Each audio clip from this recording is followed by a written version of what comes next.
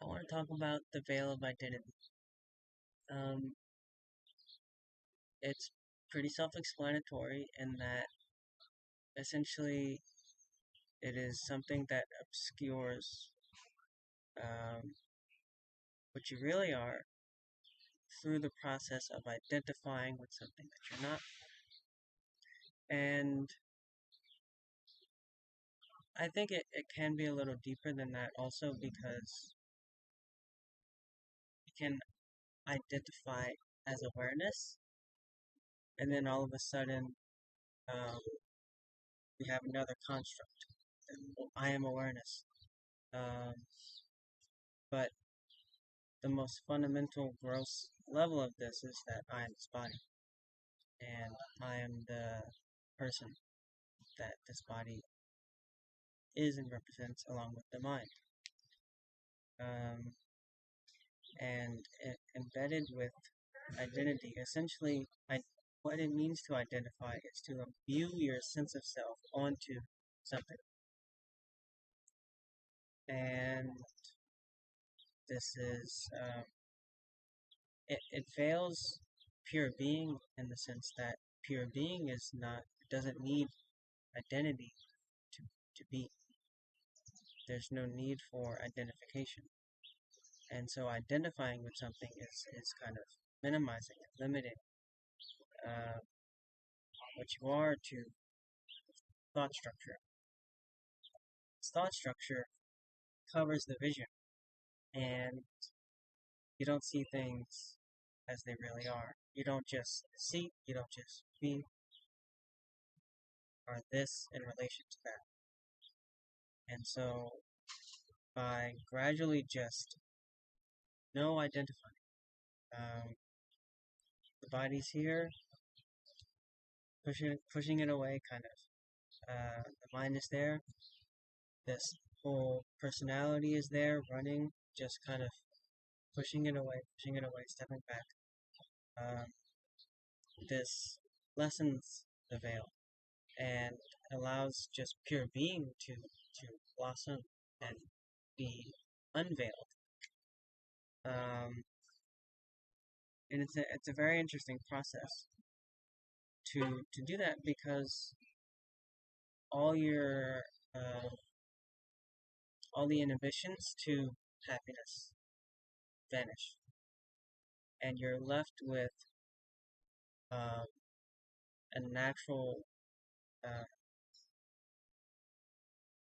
state, which inherent to that is contentment and bliss and happiness and freedom from suffering and agony and misery. And all of these things are found in the mind. And so by identifying with the mind, all of its agony, sufferings, and miseries become ours. And by releasing that,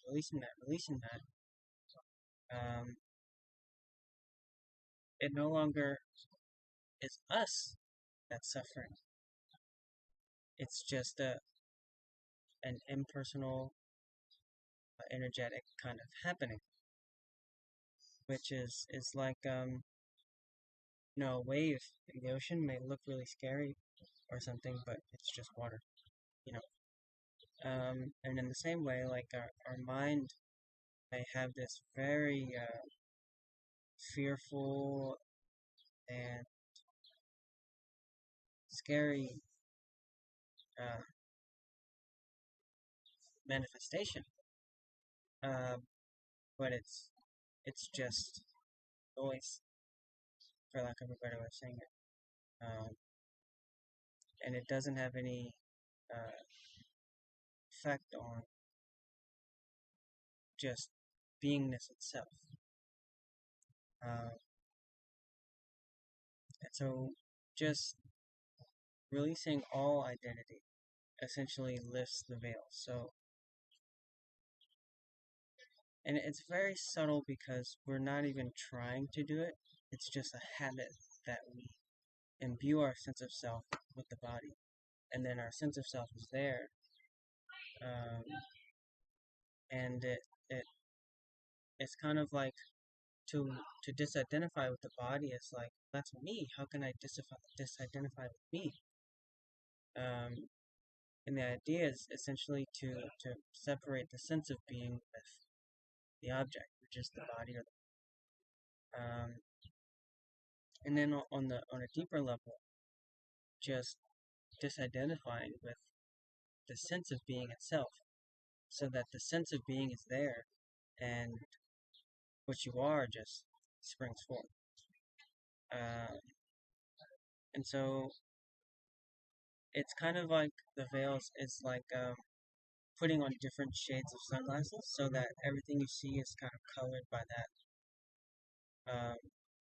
And so by identifying, seeing ourselves as a person, we see the world through personhood. And by releasing identity, um, it's just the world. It's just being. It's just existence. It's just the way it is. um, so you can liken it to a veil because of that, the obscuring effect that happens to where our sense of self is imbued with something external, and um, it puts our attention away from being it and puts it out here, and then that itself becomes the veil. And then by just releasing the identity, the attention kind of just naturally falls into everything that's naturally here, which is yourself, obviously. Um,